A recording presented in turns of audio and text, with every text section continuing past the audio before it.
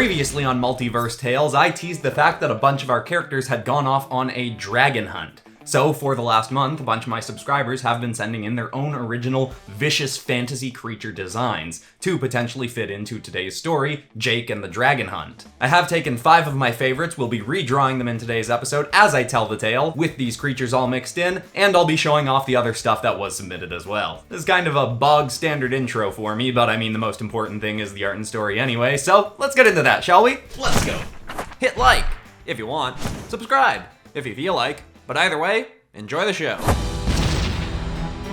Jake shot through the air, wobbling along the currents of wind, but trying not to show his lack of control. He was doing his best to keep up with Tyron on his dragon, and Sterling flying just ahead. The flame-spouting hero soared up closer to him.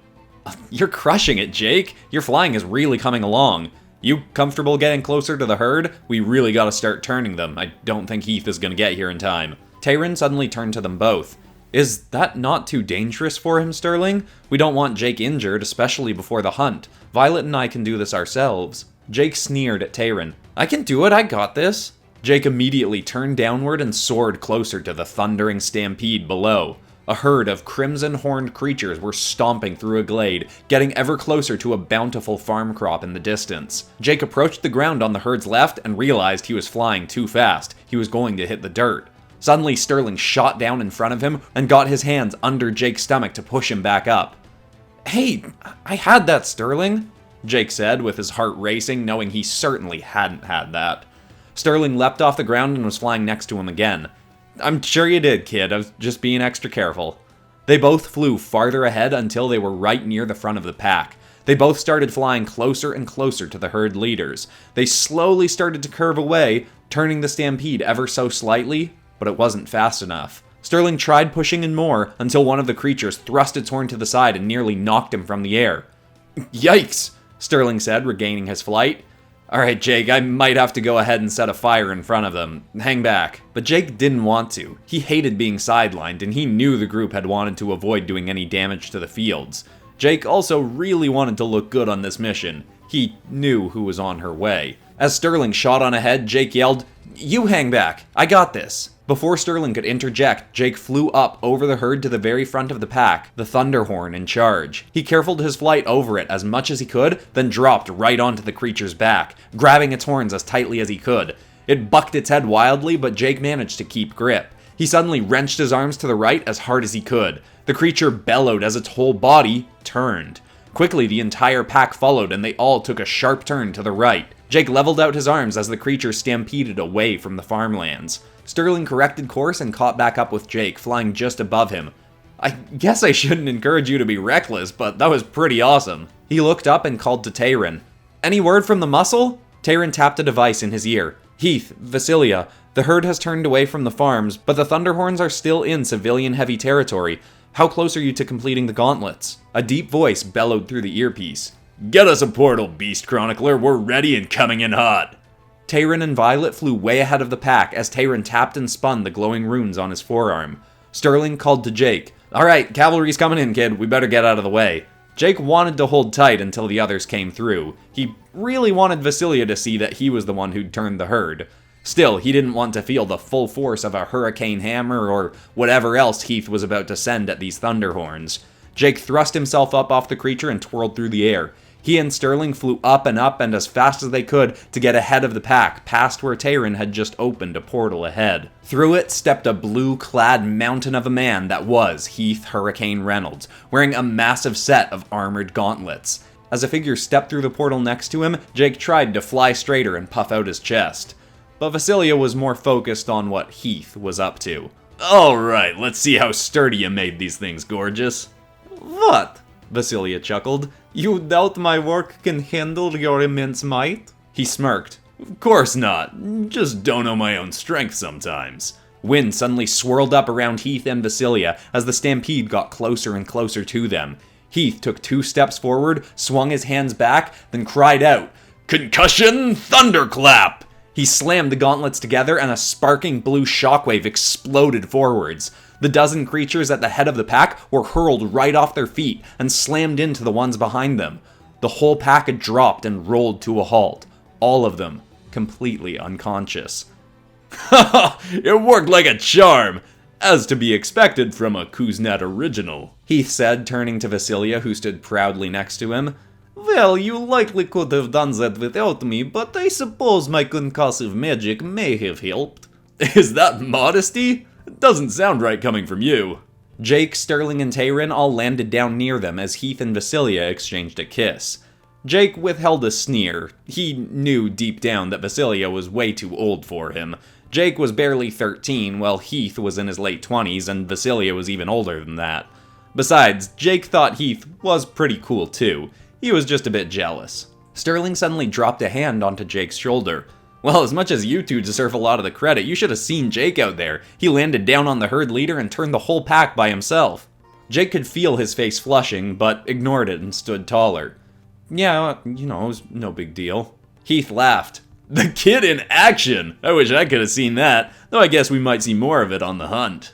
Vasilia put her hands on her hips, accentuating her figure and making Jake's heart thud faster than when he'd been riding the Thunderhorn. Sounds like you are becoming quite impressive young man, Jacob. Perhaps if you impress Heath enough on the quest, I will have to introduce you to my cousin Naseko. She is slightly older than you, but around your age. Could use brave, powerful young men in her life. An image of Naseko, as if she was just a young Vasilia, flashed into Jake's mind, and there was suddenly nothing more important to him in the world than impressing Heath on their pending hunt.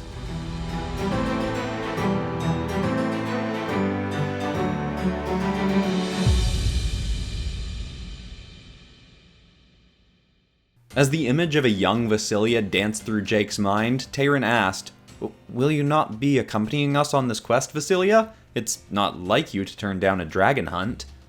Unfortunately, I cannot. I must return to my shop promptly to service a client. He is bringing a large staff that requires my attention.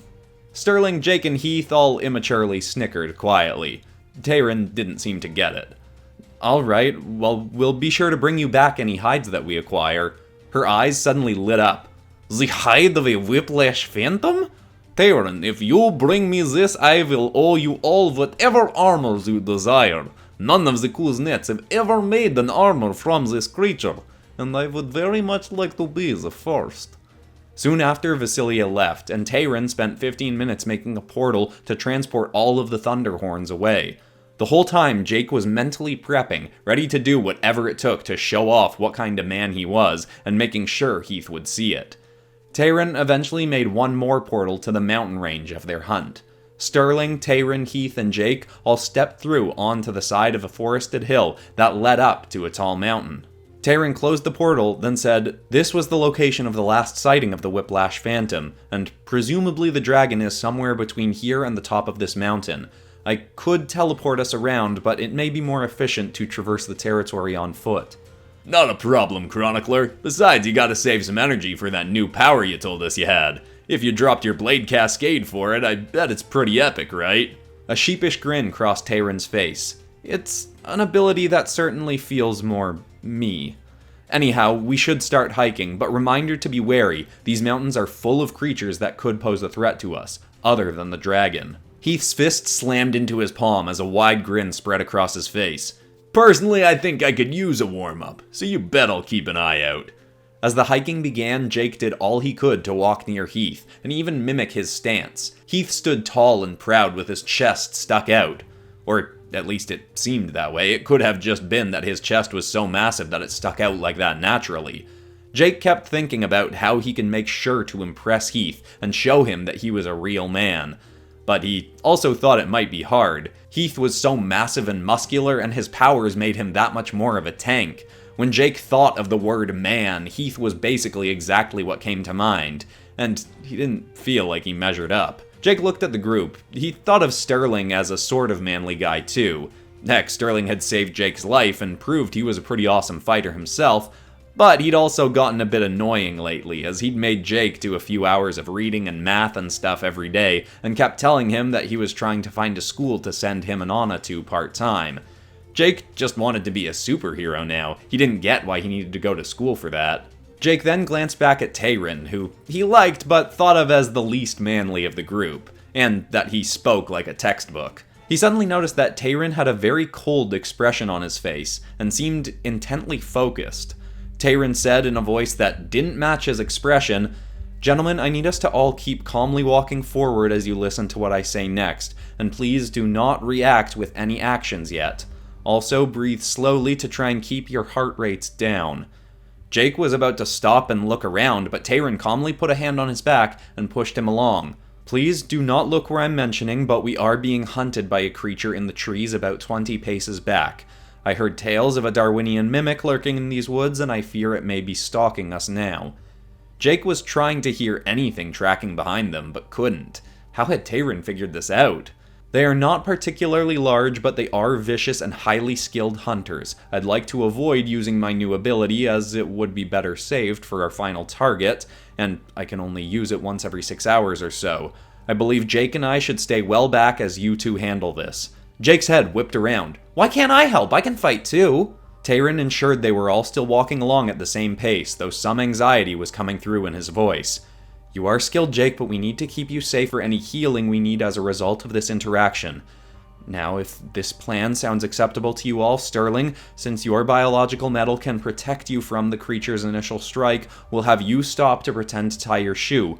Also, you will need this." Tayrin handed him a small vial of purple liquid. "It is a toxin that you'll need to get into the creature's mouth. After it strikes you, Heath, you'll have to leap back and use your strength to restrain it." Got it. Sterling nodded as well. "Can do, Tayrin. Now?" "Yes, now." Sterling stopped and bent down as the others continued. Jake wanted to look back, but wasn't sure if he was supposed to. Quickly, he thought that they were getting too far away from Sterling. But he also didn't hear anything, and thought maybe Tayrin had been just wrong. Until Tayrin pulled Jake aside quickly and yelled, "Now, Heath!" Jake looked back and saw a green humanoid wolf creature tackling Sterling and grinding its teeth through his back and chest plate. Thankfully, his skin coated over metal to protect him, but the creature still shook him about violently, then hurled him into a tree. Immediately, it turned and lunged onto him again. Leaves and wind suddenly swirled up around Jake as Heath's powers activated, and he shot like a train towards the creature. But to Jake's disgust, he noticed that one of the creature's eyes had moved from its front to a socket on the back of its head, so it could see Heath coming. It grabbed Sterling and hurled him right into Heath. Heath slowed just enough to catch Sterling, but Sterling immediately looked at his hands, and they were empty. The creature had snatched the vial of toxin from him and sniffed it, then sneered. It smashed the vial against a tree, and the purple goop slowly dripped down the bark.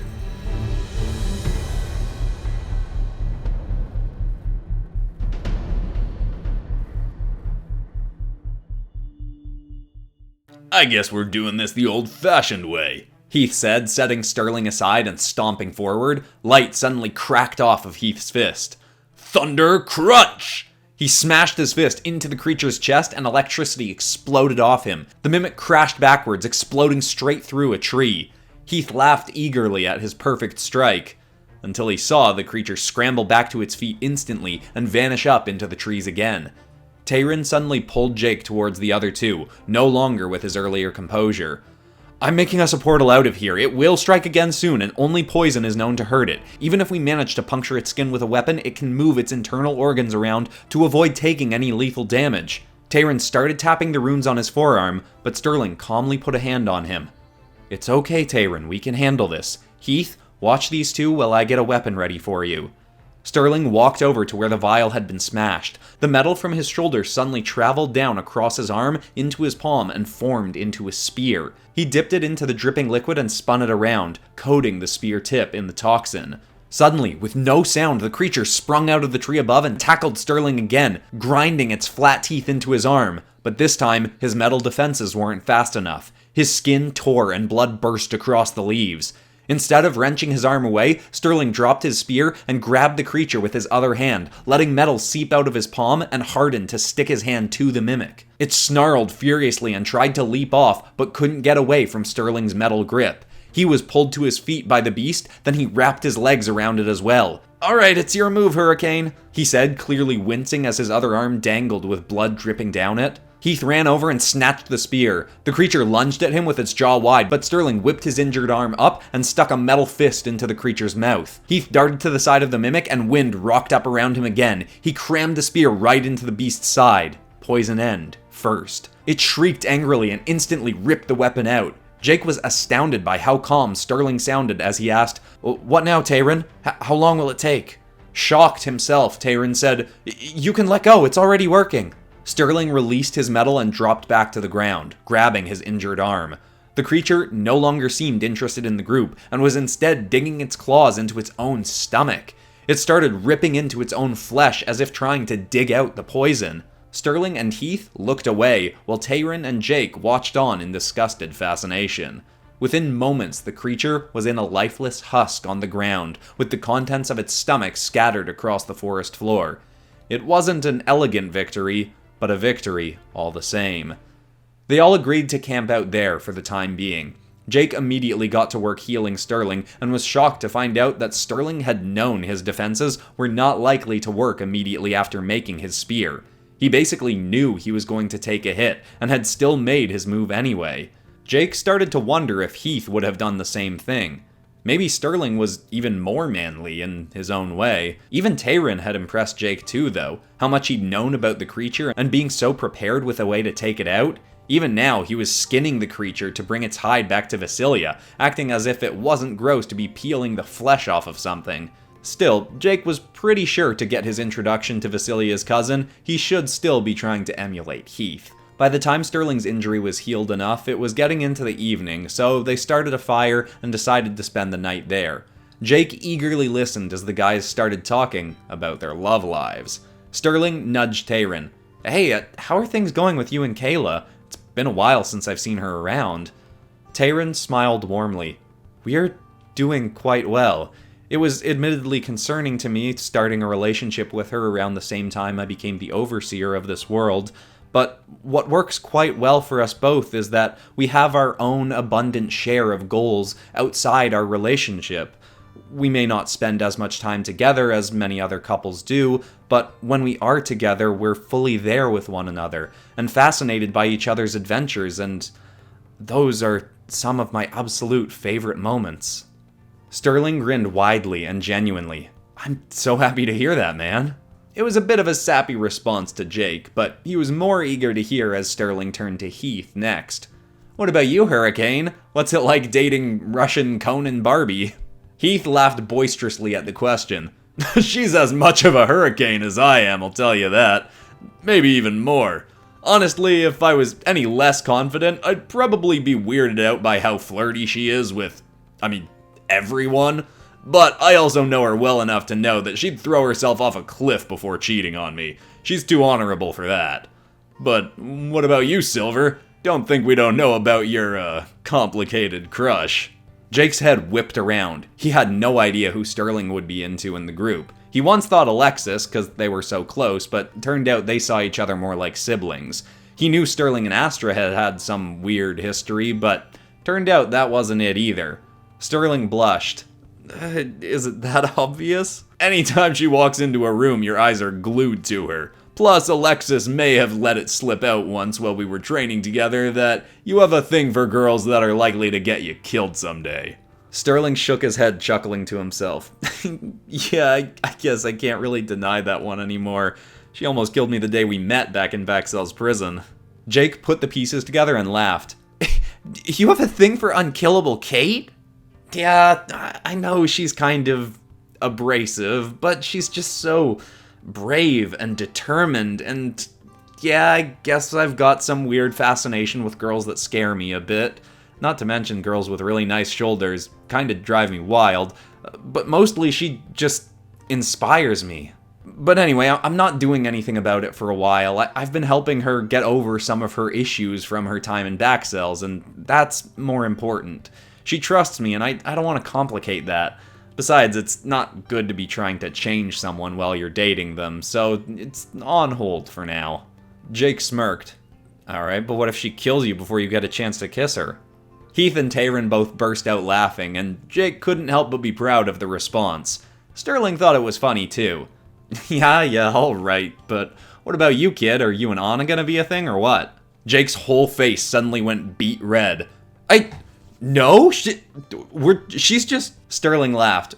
Relax, kid. Nothing leaves this campfire. But also, if you don't want to talk about it, no big deal. I don't know, I kinda like her, but the whole never deciding on anything thing gets kinda annoying. Maybe if she got over that, or... I don't know, who knows, maybe I'll end up liking Vasilia's cousin. He said, trying not to reveal the fact that she was all he'd been thinking about the whole mission. Who, Niseko? I guess I could see that. She is a fun kid too, but you gotta be pretty tough to handle dating a Kuznets. Jake's eyes shot open. You've met her? What does she look like? Well, I guess she's sorta like a smaller, darker-skinned Vasilia with black hair. It was like Heath had just turned into a genie and granted Jake a wish. He pictured that very image and was practically drooling. But as the conversation went on, he was once more just thinking about how he was going to prove to Heath how tough he was. Luckily, he'd have an opportunity soon, as they'd all be awoken by the stomping of colossal feet.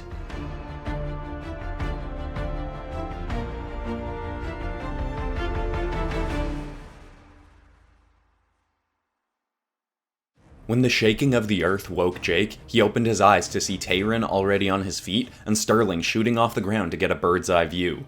Heath and Jake both leapt up at the same time. Jake was about to fly up to join Sterling above, but he was already coming back down. It's some kinda giant green elephant with blue furry patches. It's really booking it down the mountain. Tayrin nodded.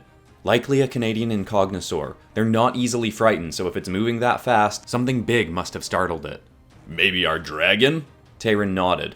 Perhaps, though regardless, we should stop the creature. There are villages at the base of the mountain that could be in trouble with it in an aggressive state. Before any more could be said, Jake shot off the ground. I'm on it! He rocketed up through the trees and spotted the rampaging creature. It was huge. Its head was bigger than Jake's whole body. Jake knew his powers weren't enough to do any serious damage to it, but maybe he could replicate what he'd done with the thunder horns. He heard Sterling's flames approaching behind, so Jake flew faster. He was coming in behind the creature so it couldn't see him. He got close and dropped onto its head and grabbed it by the ears. It hurled its neck back and bellowed a trumpeting sound from its trunk. It instantly whipped its trunk around and smacked Jake so hard he flopped off of it immediately. He barely managed to slow his fall enough before dropping into a bush. Before he had a second to get up, the creature was raising its massive feet to stomp down on him. He tried to get off the ground, but was moving too slow. The feet thundered down to flatten him, but luckily, a voice boomed across the mountainside. Torrential tackle! Heath rammed right into the creature's side, and a burst of water splashed off him onto Jake as the incognosaur stumbled to the side away from him. Still shaken, Jake leapt up out of the bush and joined Sterling in the air. Love the enthusiasm, kid, but you should wait for backup next time. Jake didn't respond. He just watched Heath, hoping for a chance to save him back. Heath leapt off the ground towards the beast's head, but it snatched him out of the air with its trunk and smashed him back into the ground. It released him and raised its feet to stomp again. Jake knew that Heath could take that hit, but he also saw his shot. He flew full tilt into the side of the creature's head. He thudded into it, but barely nudged the beast, and yet Jake felt like he'd just run into a wall. The creature did stop looking to Heath, though, and whipped its trunk up towards Jake. Jake, look out! Sterling tackled him out of the way, and the trunk wrapped around Sterling instead. It did the same thing it had done to Heath, smashing him into the stony ground. Sterling's body coated over metal, and Jake figured he was fine. But the external protection can't keep his brain from rattling around in his head. Jake flew at the thing again and punched it right in the eye, then flew away as fast as he could. It roared at him and thrashed its trunk, but Jake got out of reach quick enough. He looked down at Heath with a grin to see if he'd seen it, but Heath was tending to Sterling. Sterling was trying to get up, but stumbling. He couldn't stay on his feet, and there was something dripping from his nose, but it didn't look like blood. The incognosaur turned back to them and swung its feet down at them. Heath caught the foot and thrust upwards, making the brute stumble again. Tayrin! Heath called to their ally emerging from the tree line. Sterling might have a concussion. I've got to get him away, so... A tail swung towards Heath, and he stepped forward to catch it just in time. Oh, so Jake can heal him, but we might need a distraction. The beast was relentlessly trying to stomp Heath and Sterling into the dirt, and Heath was barely keeping the blows away. Jake just saw another opportunity to be the hero. He flew down to Tayrin, who was drawing a long icy blade. Jake landed next to him and grabbed it, to Tayron's surprise. "I can do this!" He flew back up, carrying the blade and dropping right towards the creature's head. It wasn't looking at him, so Jake knew he had it. Until its tail swung up out of nowhere and smashed Jake out of the sky. He lost the sword and tumbled towards a stony mountainside. Luckily, he was snatched out of the air and winded as Heath tackled into him. They landed and Heath dropped Jake to the ground, then without a word, instantly leapt back over to Sterling as another foot was stomping down towards him. From the ground, Sterling managed to shoot a poorly aimed spout of flames that threw the foot just off course enough. Heath landed down beside him again. "Tayron, I can take this thing out with a full force hit, but then I won't have enough left in me for the..." Before he could finish, he saw that Tayron was doing something with the runes on his forearm, and his eyes were starting to glow with red, sparking light. "I call upon the aid of the volcanic Cyclops. Summon forth, great beast." There was a rumbling hiss seemingly coming from the air next to Tayron, when a red vortex of swirling light coiled along the ground and materialized a massive red stony snake with one large eye in the center of its head. Tayron's eyes continued to glow as he pointed and said, "Restrain the Incognosaur." Immediately, the creature darted across the ground, past Sterling and Heath, and coiled itself up around the creature. The elephant beast tried to tear the snake off, but it wouldn't budge. Instead, it tightened itself around the Incognosaur tighter. The beast flopped back to the ground, still thrashing and writhing, until it slowed, and eventually stopped. The second it stopped moving, Tayron called, "Release!" The snake let go and slithered back over to Tayron's side, but the Incognosaur stayed down. Sterling mumbled from the ground, That was awesome, Tayron. I guess we should start calling you the Beast Summoner now, huh? But his eyes fluttered shut and his words trailed off. Jake flew over and dropped back down next to the group. Sterling was now fully unconscious, and with Tayron's glowing eyes it was hard to tell what he was thinking, but Heath certainly didn't look impressed with Jake. Before he could say anything, however, another screech echoed through the nearby greenery. A green beam of flame sliced through the trees and exploded into the side of the volcanic Cyclops. It shrieked furiously as the blast seemed to crack its stony skin. Scrambling along the forest ground, then bursting into the air above them all, was the Whiplash Phantom.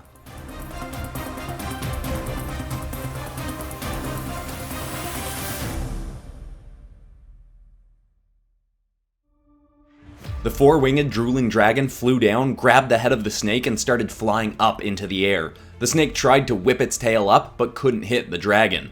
The phantom suddenly spat another beam of green flame right into the snake's eye. It closed its lid, but still hissed furiously.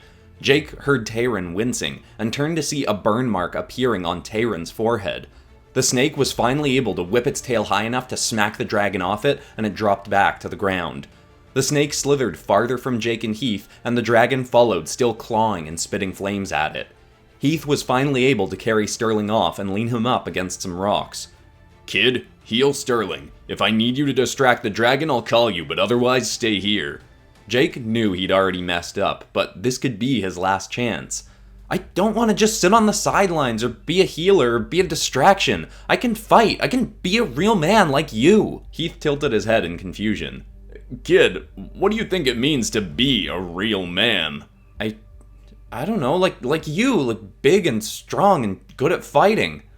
Heath grabbed a massive rock in his hands and wind twirled around it. "Hailstorm, hurl!"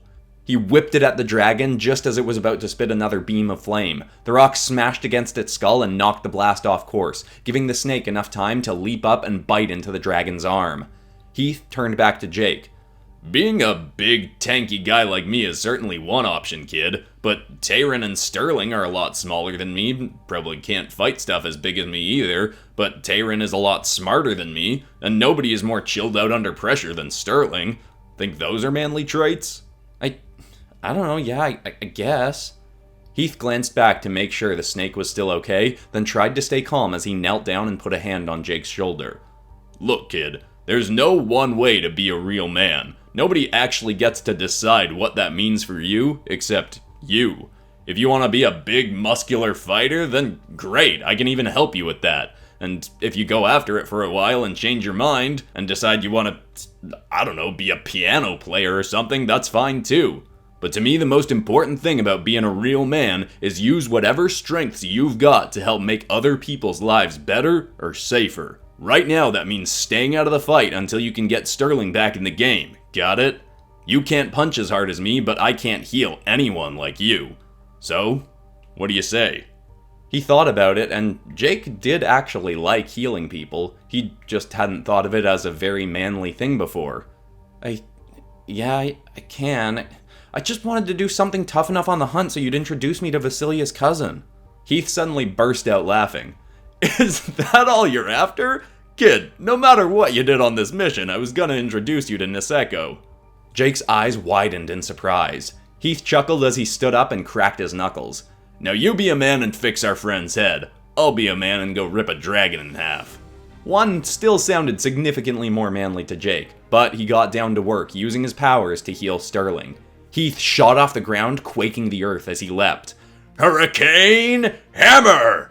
He punched the dragon right in the head and its whole body spun around in the air. Heath landed down below it as the creature's tail cracked through the air like a whip towards him. He grabbed it but was still smacked pretty hard. He held tight and clambered his way up towards its back. Unexpectedly, the phantom spread its maw and spat a beam of green flame at its own tail, burning itself but also blasting Heath off it straight into the dirt below. It flew higher and higher, high enough that Jake thought Heath might not be able to jump up to it. Jake was so tempted to fly up. If he could grab Tayron's sword again, maybe... But he stopped the thought and looked down at still unconscious Sterling. The only reason he was hurt was because he'd saved Jake. Jake, somewhat grudgingly, stayed put and kept healing him.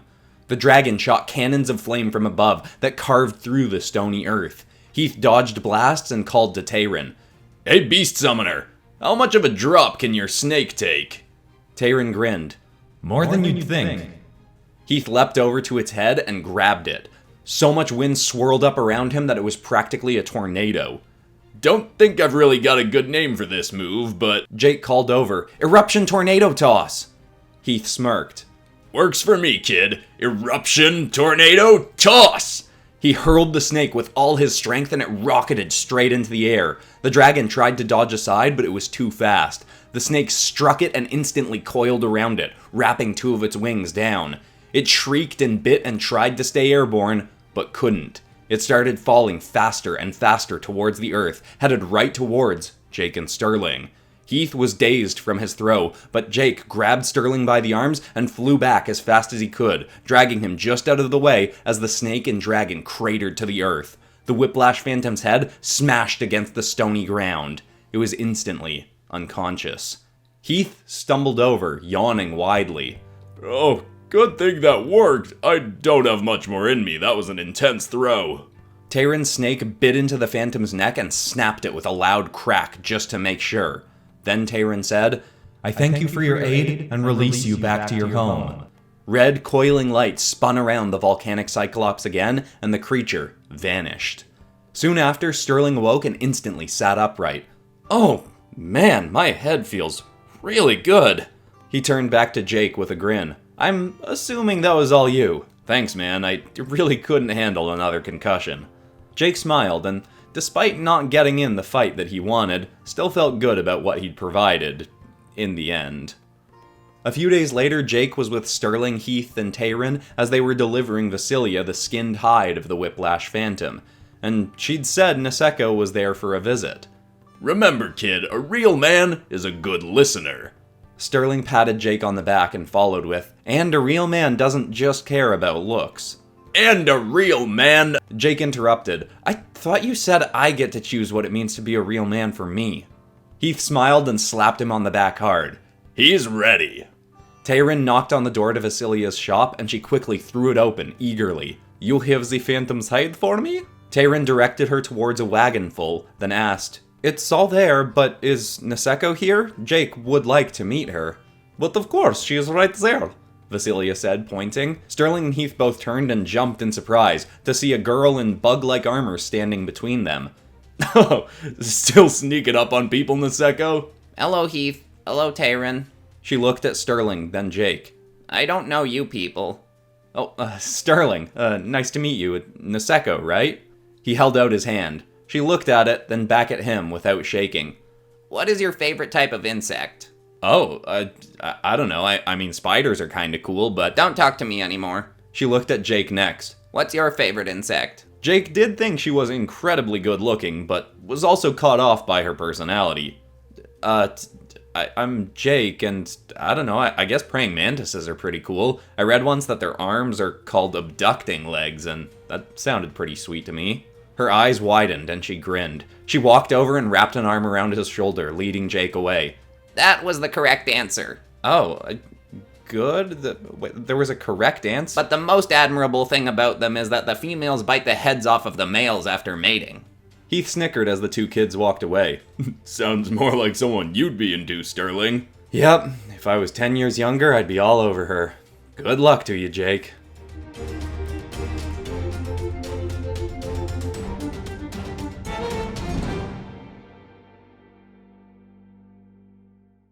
Huge thank you to everybody who submitted their awesome creature designs for this, but also particular special thank you to the people who were chosen for this episode. Gabe Nelson, Dylan Banks, Doom Goblin, Tyrex the creature designer, and James Miles. This story was originally going to be very different. I was going to have Violet die, and it was going to be Jake's fault, and it would be a whole thing, and then I just kind of went, you know what? Let's make this one just a little bit more upbeat and fun and learn some more things about these characters. I'm very glad I went that route. Of course, if you want to know more about the story, how I came up with it, my writing process, how I did the art, you can check out the Design Notes podcast episode that'll come out on the PopCross Studios Patreon this week. Plus, I've got a dozen or so other episodes up there already, too. But now, of course, we have to get into the submission topic for the next month's redraw, and for more specific instructions, please refer to the Google Docs document that's in the description and in the pinned comment. But basically, I want people to design their own animal demon. And if you want a better understanding of the world that demon is going to inhabit, you can check out the recent Animals as Demons episode. Very excited to see what all you submit, but besides that, that's all for today, except of course for ending this video on some kind of positive or inspiring note. And this ending is actually a bit more of a suggestion or a pointer to know that one of the sweetest things anyone can hear from you is their own name said by you. That's one of the reasons at the end of community redraws, if I haven't said a person's name who was picked during the episode, I always make sure to say it at the end and thank them for sending their character in. I've never been great at remembering people's names, so lately I just, if I meet someone that I think I'm gonna interact with again at some point, I just write their name down in my phone to make sure that I remember it for next time and can reference it before I go into a place where I'm likely to see them again. I hope that's useful. I love you all, and goodbye.